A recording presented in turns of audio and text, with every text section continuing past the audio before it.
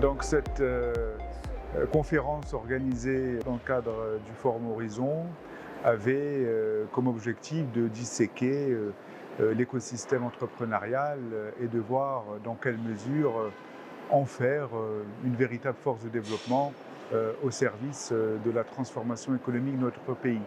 Donc nous avons abordé un certain nombre de sujets liés notamment au profil entrepreneurial, les faiblesses, les dysfonctionnements de l'écosystème entrepreneurial, les attentes et les besoins des porteurs de projets au Maroc. Et nous nous sommes rendus compte, nous basant sur un certain nombre de constats qui sont eux-mêmes mis en lumière par des études en la matière, que tout d'abord, le profil entrepreneurial marocain est marqué par la prévalence de l'entrepreneuriat de subsistance, alors qu'en réalité, dans les pays développés, c'est l'entrepreneuriat d'opportunité qui prévaut.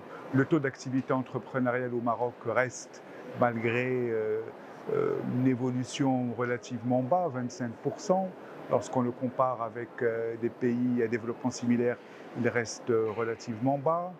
Le porteur de projet marocain est marqué par le fait qu'il est peu diplômé, voire pas diplômé du tout, au chômage, bien évidemment.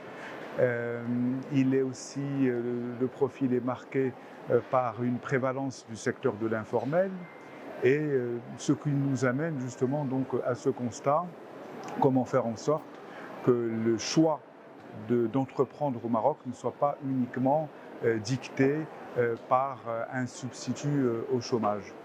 Et se basant sur cela, les différents panélistes ont donc disséqué les différents programmes et politiques mis en place par le Maroc depuis une vingtaine d'années, les écueils par rapport à cela. Et ce qui ressort également, c'est que l'accompagnement, il y a un déficit d'accompagnement dans le sens où les programmes d'accompagnement ne trouvent pas leur cible. Ils existent, les porteurs de projets les connaissent, mais ils n'en bénéficient pas. L'accès au financement est également un problème, ce qui est assez paradoxal dans la mesure où depuis une dizaine d'années, l'État marocain n'a pas lésiné sur les moyens en termes de mise en place de fonds d'investissement, de lignes de financement, dans le cadre de partenariats publics-privés, en intégrant la société civile. Et l'accès au marché. L'accès au marché est également à travers ce qu'on appelle la première commande. Le deuxième volet était lié au rôle de l'université et de l'école comme vecteur de transmission de l'esprit entrepreneurial. Alors là aussi, bon, beaucoup de choses ont été faites. On a mis en lumière les expériences de l'EDEC, du groupe ISCAE, de Centrale par rapport à cela. Alors, tous les champs sont balayés, il y a des cursus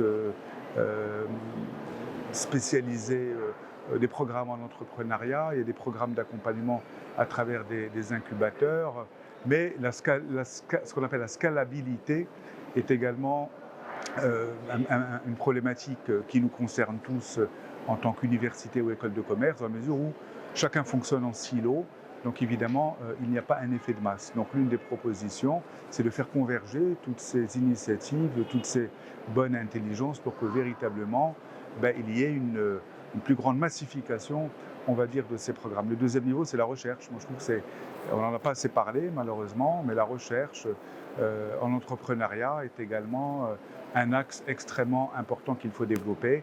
Et là, à ce titre, bon, pour prendre l'exemple de l'ISCAE, nous venons d'organiser un colloque international sur l'entrepreneuriat. Nous encadrons des thèses en intra et en entrepreneuriat. Là aussi, il faut qu'il y ait un effet de massification avec d'autres écoles qui font la même chose. Et je terminerai sur un point, l'école, le rôle de l'école, mais en amont, dans le secteur, dans le primaire. Il ne faut pas attendre l'université pour mettre en place des programmes de sensibilisation. L'école, dès le primaire, c'est ce qui se passe en Finlande, dans les pays qui ont réussi.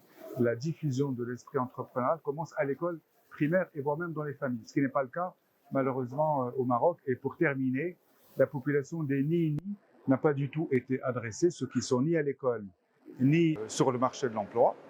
C'est une énorme population et à mon avis, c'est là, dans les régions, c'est là aussi où les programmes d'accompagnement doivent véritablement mettre l'emphase. Et merci.